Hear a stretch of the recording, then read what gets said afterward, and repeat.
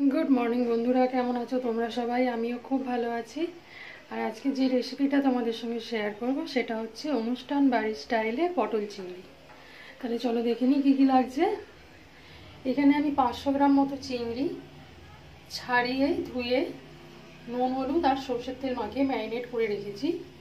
कड़ाई दिए दिएछि सर्षेर तेल और एखाने बाटनार मध्य निये निয়েছি आदा रसुन काँचा लंका जिरे बाटा।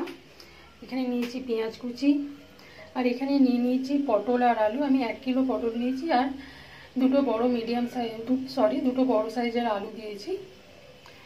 আর এখানে কড়াই তেল গরম হয়ে গেছে। এবার আমি চিংড়ি মাছটা একটু হালকা করে ভেজে নেব।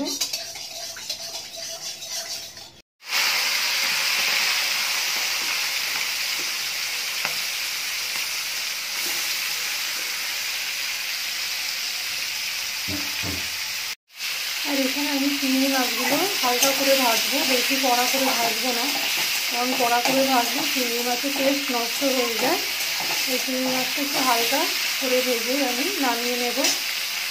চিংড়ি মাছগুলো ভাজা হয়ে গেছে। এবার আমি মাছ ভাজা তেলের মধ্যে আর একটু তেল যোগ করে আমি ফোড়ন দিয়ে দিচ্ছি তেজপাতা আর জিরে।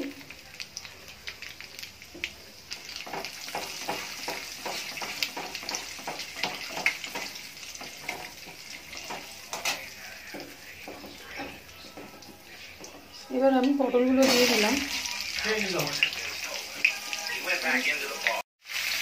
আমি পটলগুলো ভালো করে ভেজে নেব।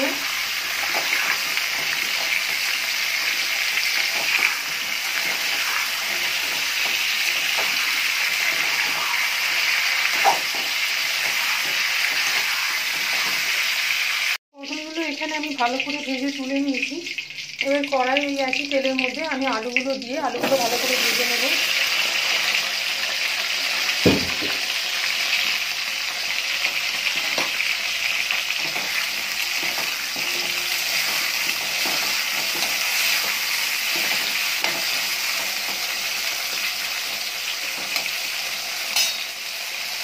আলুগুলো আমার ভালো করে ভেজে তুলে নিয়েছি।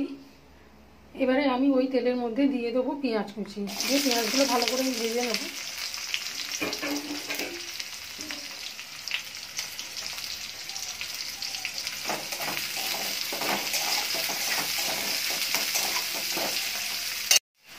পেঁয়াজটা ভালো করে ভাজা হয়ে গেছে। এবার দিয়ে দেবো কুচনো টমেটো। টমেটোটা দিয়ে আমি ভালো করে ভেজে নেব। টমেটোটা ভালো করে ভাজা হয়ে গেছে। এরপরে আমি বেটে রাখা মশলাগুলো দিয়ে দেবো।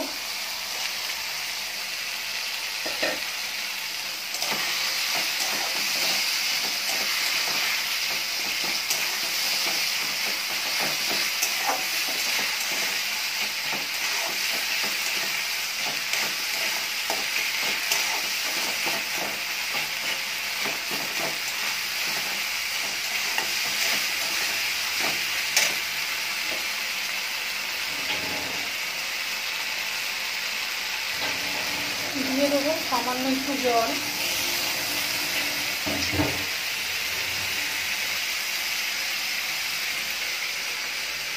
দিয়ে দেবো পরিমাণ মতো নুন হলুদ আর লঙ্কা গুঁড়ো।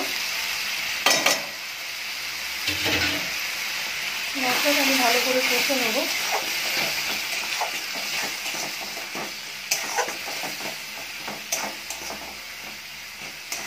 মশলাটা আমি কতক্ষণ ধরে করবো, ততক্ষণ না মশলাটা থেকে তেল ছাড়ে। এই সময় গ্যাসের ফ্লেমটা আমি জোরে রেখেছি।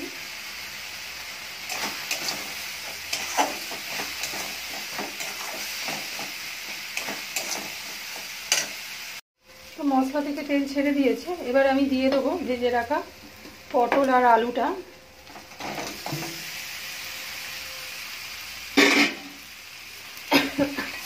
এবার আলু আর পটলটা আমি ভালো করে কষে নেব।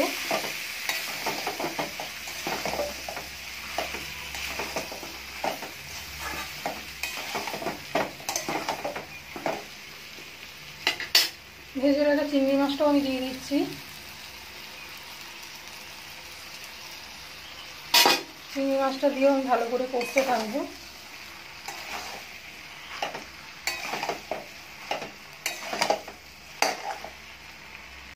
এখানে আলু পটল এবং চিংড়ি মাছটা আমার ভালো করে কষানো হয়ে গেছে। এবার আমি এটাকে ঢাকা দিয়ে মিডিয়াম ফ্লেমে 5 মিনিটের জন্য রান্না হতে দেব।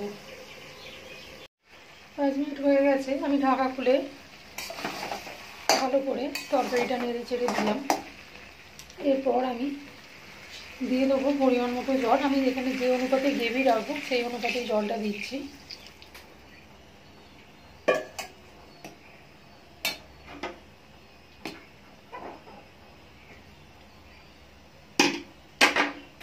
এই সময় গ্যাসের ফ্লেমটা আমি হাই করে দিয়েছি।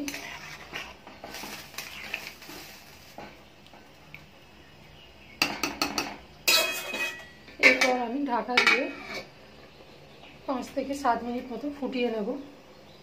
তো বন্ধুরা, তরকারিটা আমার প্রায় রেডি হয়ে গেছে। এবার আমি এর উপর ছড়িয়ে দেবো একটু গরম মশলা।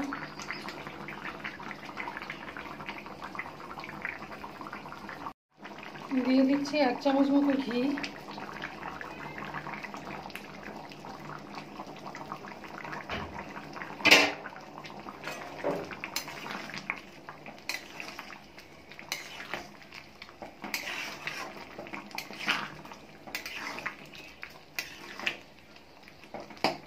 এবার আমি তরকারিটা নামিয়ে নিচ্ছি।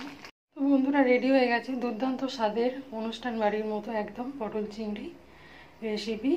তোমাদের যদি এই রেসিপিটা ভালো লেগে থাকে তোমরা প্লিজ লাইক করো, সাবস্ক্রাইব করো আর কমেন্টে অবশ্যই জানিও।